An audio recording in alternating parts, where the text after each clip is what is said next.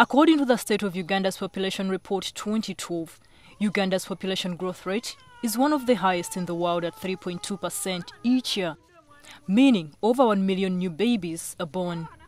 This has pushed the Ministry of Health to quickly adopt the WHO Prevention of Mother-to-Child Transmission guidelines called Option B+, that require putting HIV-infected mothers on treatment for life against former options A and B, which often stop after the first week of breastfeeding. Since our women get pregnant quite frequently, we have a high fertility rate.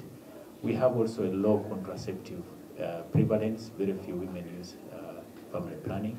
Put simply, the main advantages of Option B+ are protection against mother-to-child transmission in future pregnancies, continued prevention of transmission to HIV-negative sexual partners, because early treatment and continued uptake of ARVs reduces the viral load.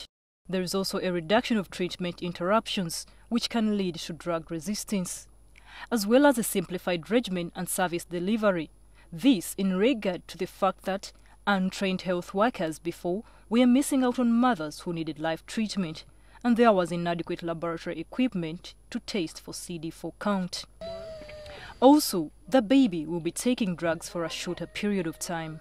Infants now, instead of taking nevirapine until this breastfeeding stops, which could be anywhere from 4 months to 1.5 years, they only have to take it for only 6 weeks, because the mother is receiving a much more wholesome package of preventive medicines through this treatment. Advances in treating babies with HIV all over the world have been going on, with the latest being the functional cure of a baby in the US after the use of aggressive treatment of a triple drug antiretroviral therapy. So it's very exciting, but the world can't change what its treatment should be on the basis of one case. And in Uganda, there are the tools, there are the medicines to make sure that a child isn't infected. Some include the involvement of men in going for tasting with their wives and ensuring that HIV-infected women take their drugs.